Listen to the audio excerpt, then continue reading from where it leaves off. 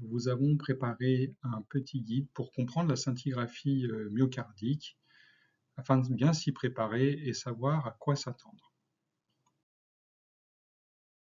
La scintigraphie myocardique, c'est l'image de l'état fonctionnel du ventricule gauche de votre cœur. Elle permet d'en apprécier la perfusion ou la vascularisation par les artères coronaires.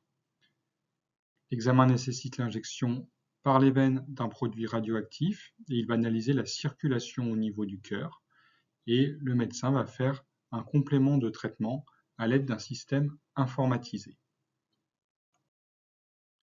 Est-ce que cet examen est dangereux? Pas vraiment.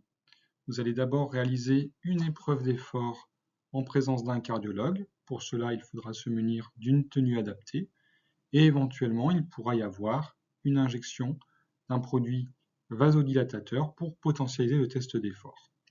Le rayonnement reçu par le produit radioisotope est relativement faible et l'équivalent d'un scanner des poumons. La substance injectée n'est pas toxique et ne provoque pas d'allergie. Comment bien se préparer à l'examen? 8 heures avant l'examen, il faut éviter certaines substances qui peuvent fausser les résultats. Le café, le thé, le chocolat, la chicorée, le Coca-Cola, les bananes et les matières grasses, notamment viennoiserie, beurre que l'on peut prendre au petit déjeuner. Il faut donc réaliser un petit déjeuner sans graisse, ne pas venir à jeun. On peut prendre un jus de fruits, une tisane, du pain, des biscottes, une compote et des fruits par exemple.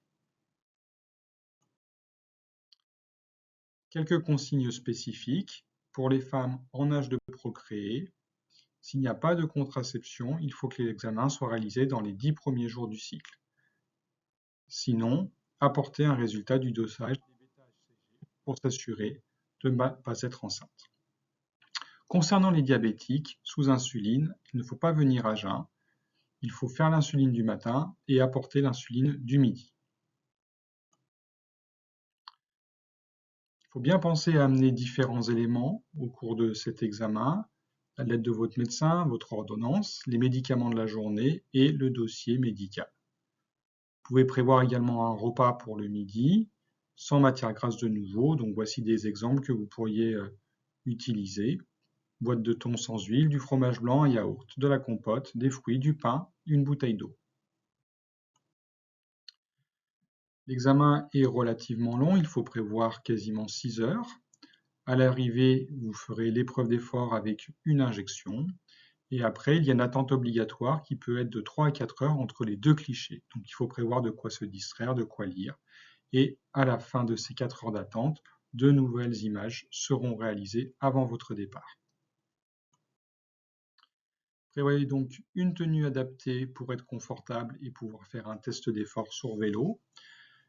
Et pouvez être accompagné, mais pas par des enfants en bas âge. Après l'examen, vous pourrez vous alimenter normalement, reprendre votre traitement et vos activités habituelles, et le compte-rendu vous sera envoyé directement à votre médecin prescripteur. Le personnel reste bien sûr à votre disposition pour tout complément d'information. Abordez votre examen le plus sereinement.